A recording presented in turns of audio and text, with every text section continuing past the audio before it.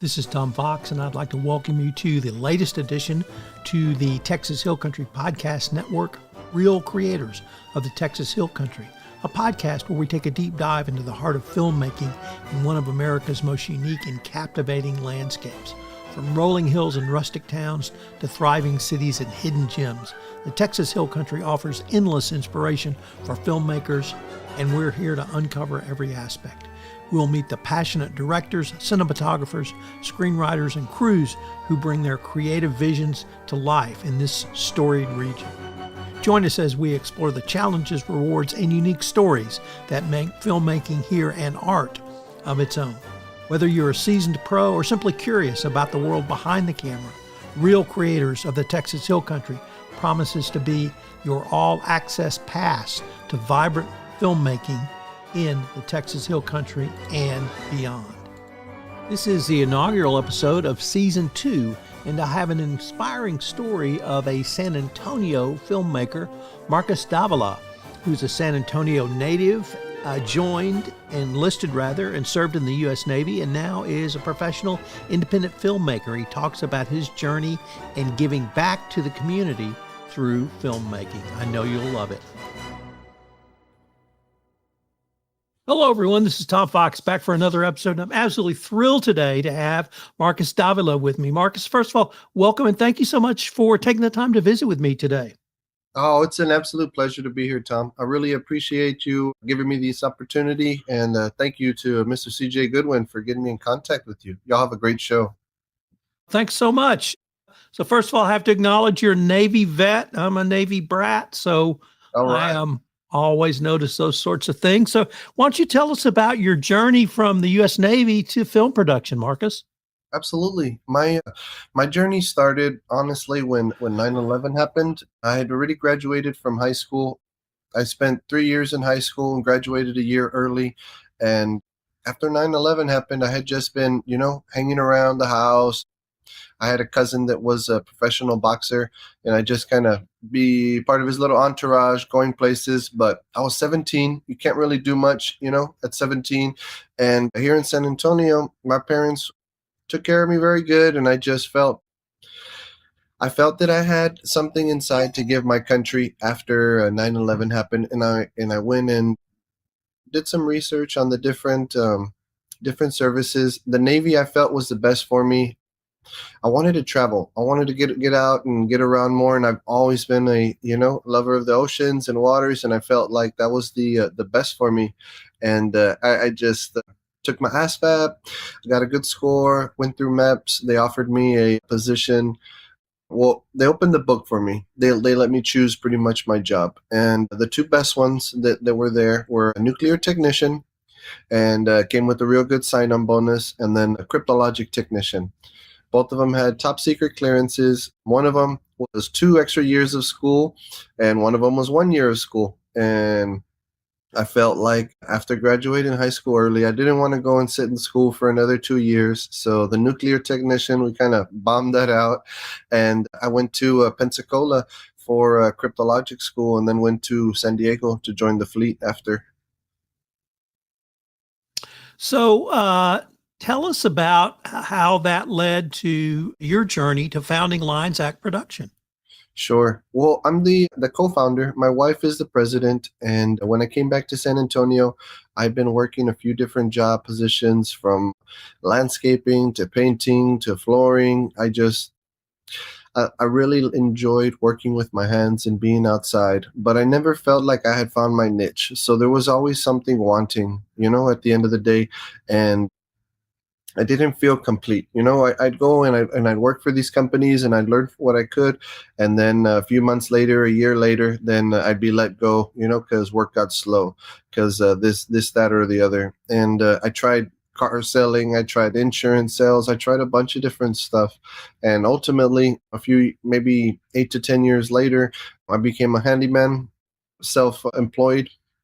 And I had enough contacts that I was able to provide, a good living for myself. And then COVID happened. So I was living in Lake Hills, about 30 minutes away from San Antonio, on acreage. And when we were shut down, my business just completely went under.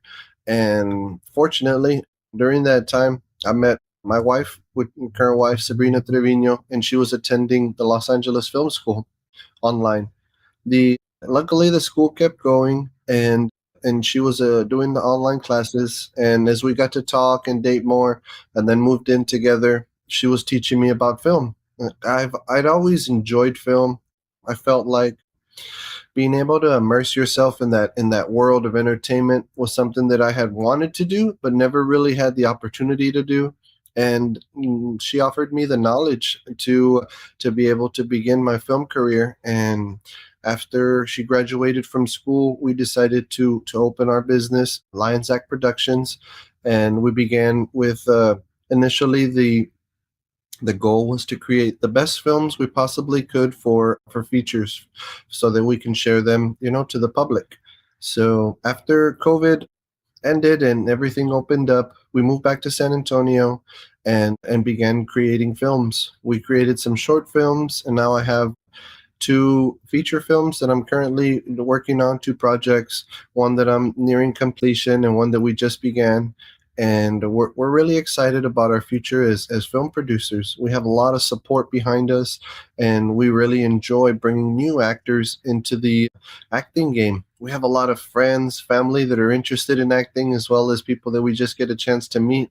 And so we share our knowledge with them. If they're interested in working behind the scenes or in front of the camera, we give them acting classes, and we try to do our best to share our knowledge with other people and help bring them into the entertainment industry at any rate that we can. Marcus, I have several podcasts that generally deal with the topic of creativity.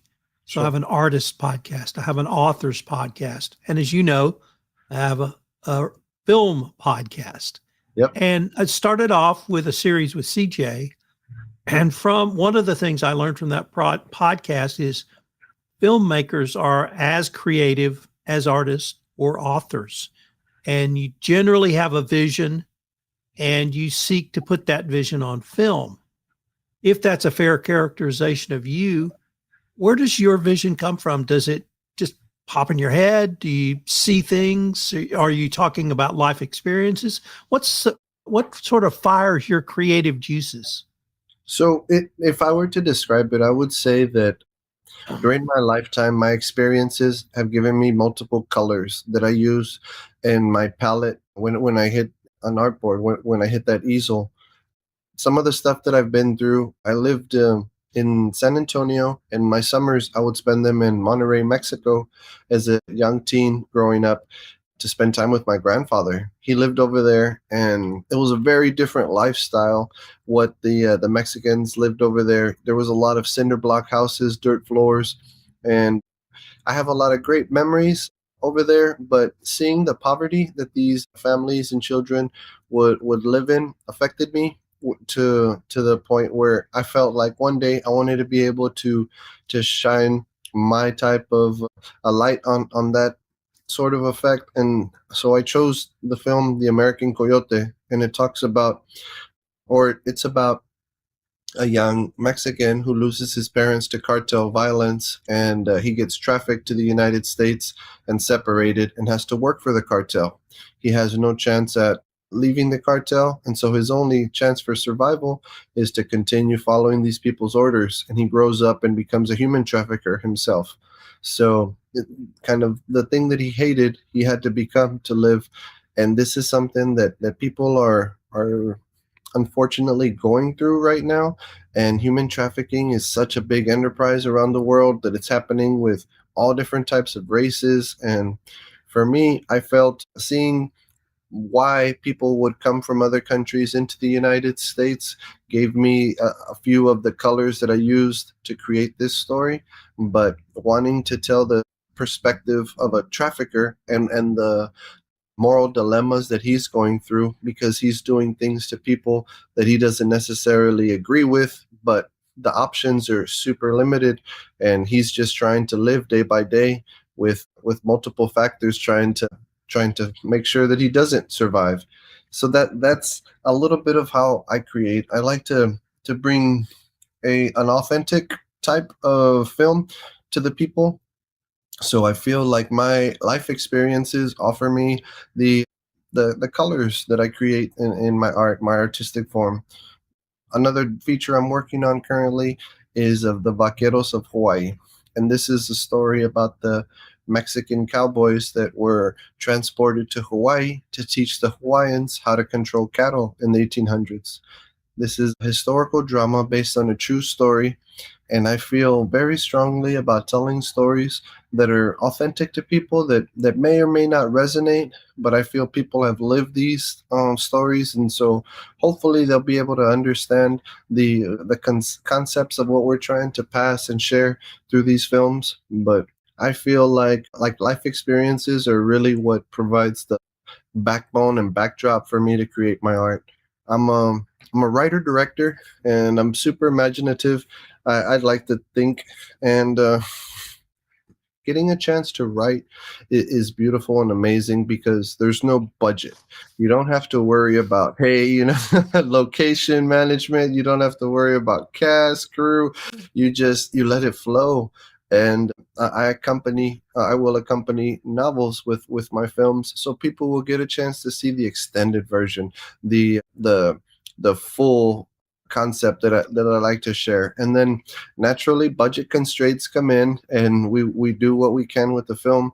But I feel like being an avid book reader has helped me in my film creation and ideas, to where I can conceptualize something and visualize it, and connect the dots and bring something that's unique in perspective, perhaps, to the world.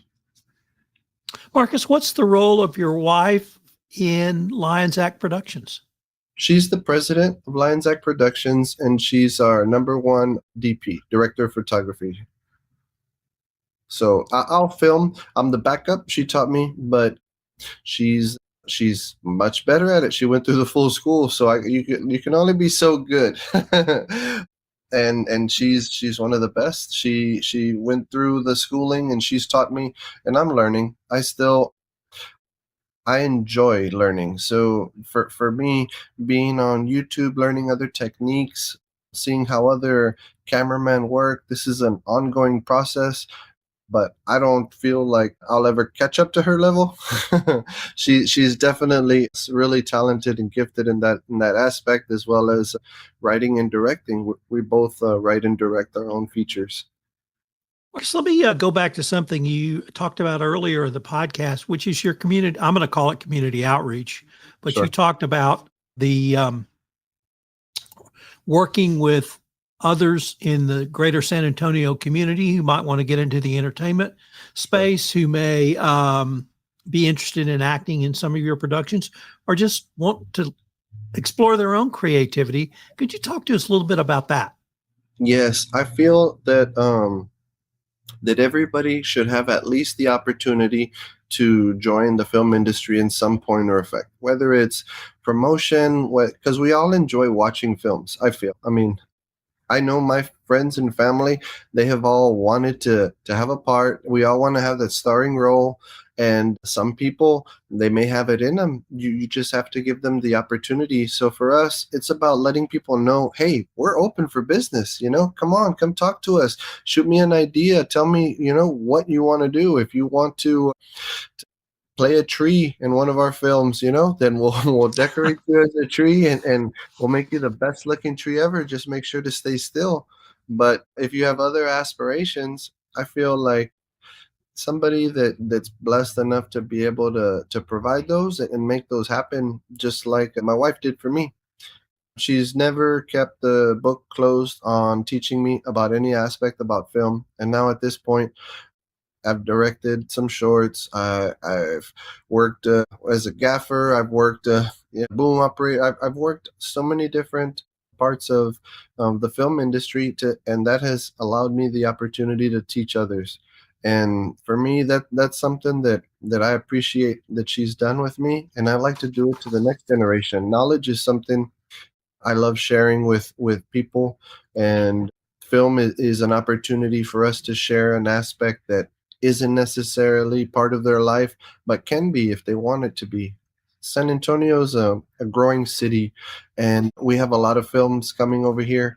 And 1923 just filmed over here a couple months ago, and we have some features getting done here locally that I feel it's our chance to bring our city and people locally that are interested into the mix and give them a chance that hasn't necessarily been there before. And it's a very profitable industry if you continue in it.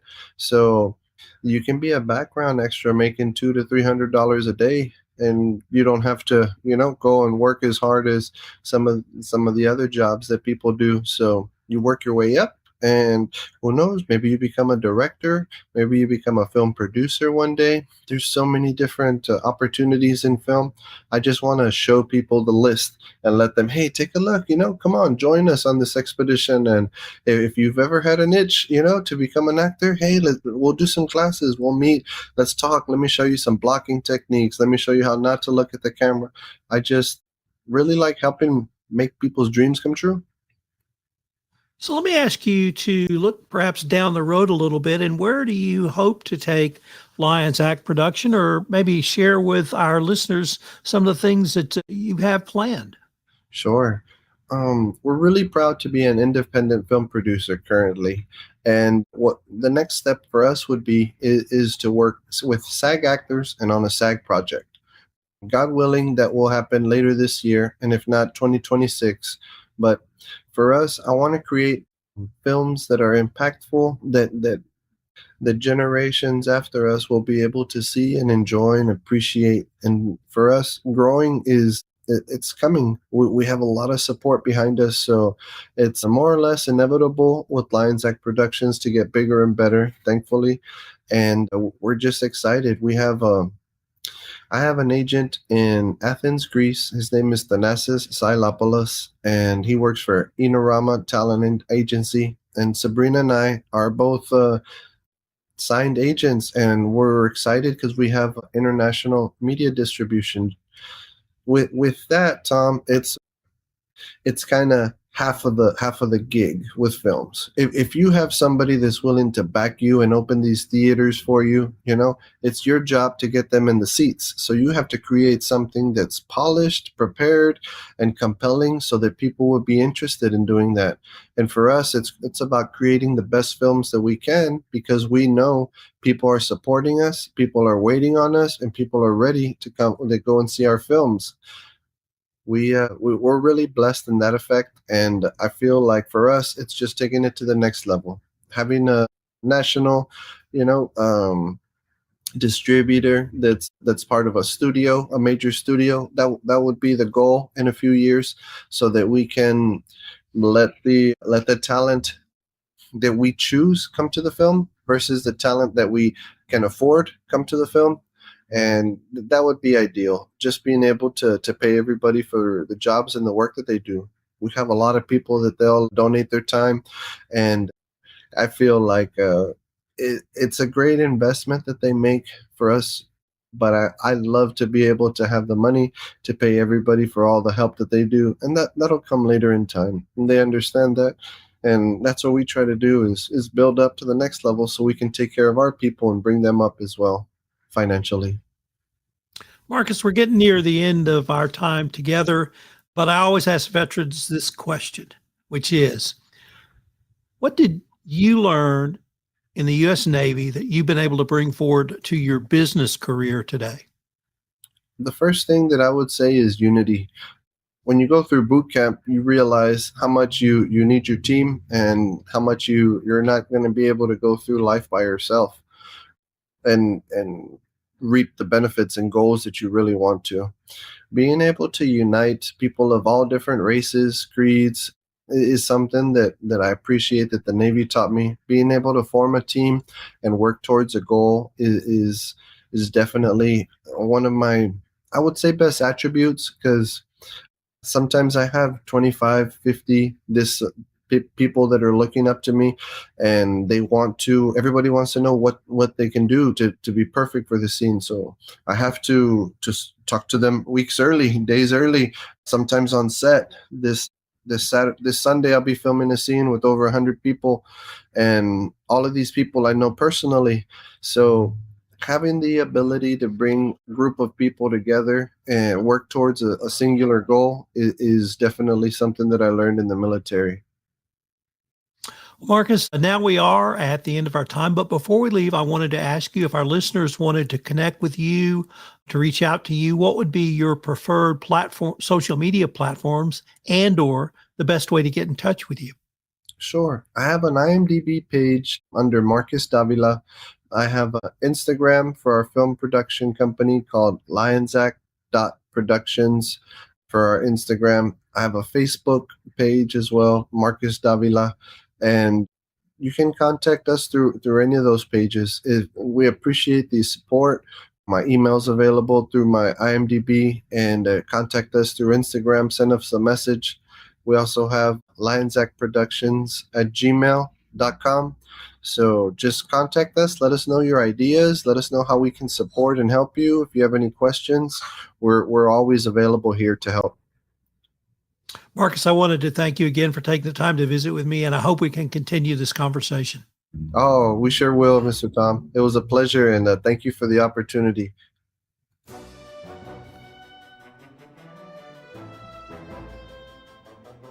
Hello, everyone. This is Tom Fox again. Thank you so much for listening to this episode of Season 2 of Real Creators of the Texas Hill Country. If you are a filmmaker, an actor, a set designer, or in any way involved in the film industry in the Hill Country, I'd love to talk to you for an episode of this podcast. So shoot me an email at tfox@tfoxlaw.com, or you can connect through the Texas Hill Country Podcast Network. The Real Creators of the Texas Hill Country is a production of the Texas Hill Country Podcast Network, the only podcast network in the Texas Hill Country celebrating the life, the styles, the geography, the area, and the people, places, and things that make this the greatest place to live in the great state of Texas.